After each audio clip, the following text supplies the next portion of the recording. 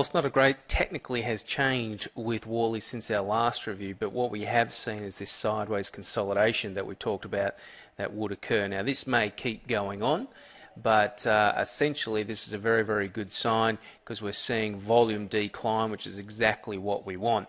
Just taking a step back, we saw this big movement down, big capitulation here, huge volume, but a nice high close on this bar down here. Now, what you can't see in this picture, in fact, I might just squeeze it in so you can see it, is back here you can see we had a huge movement down and a high close as well.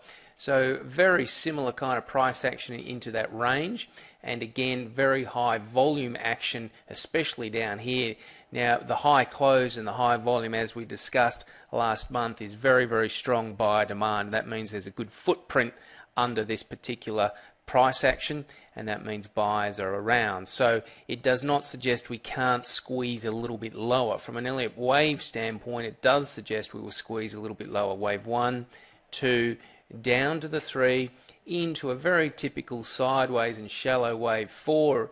Now that may have completed, it may not, but even so, what we're looking to see is one probe down into new low ground, and ideally we'll see that on very low volume, and I would be on the lookout for that because that potentially could be an extremely promising buying point.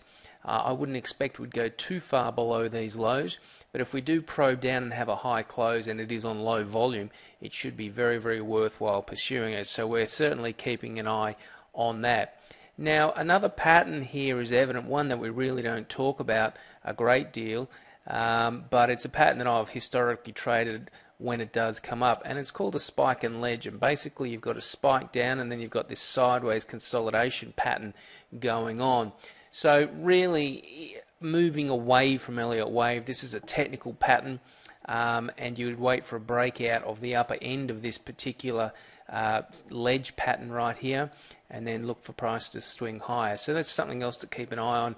And obviously if that does occur, if we do get an upside breakout, then the wave 5 pattern that we're looking for, or the 5 waves down we've been looking for, is obviously going to be negated, and this will lock in as a pretty significant low point.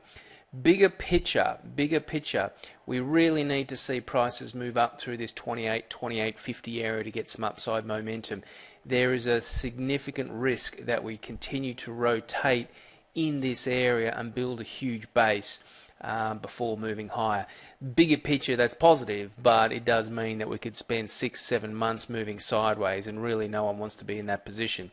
So I think the ideal trading opportunity is if we have one last move down on very low volume, preferably a high close, but the low volume is the most important aspect. Look to buy into that weakness for a return back into the range, and hopefully back to the top end of that range at $28.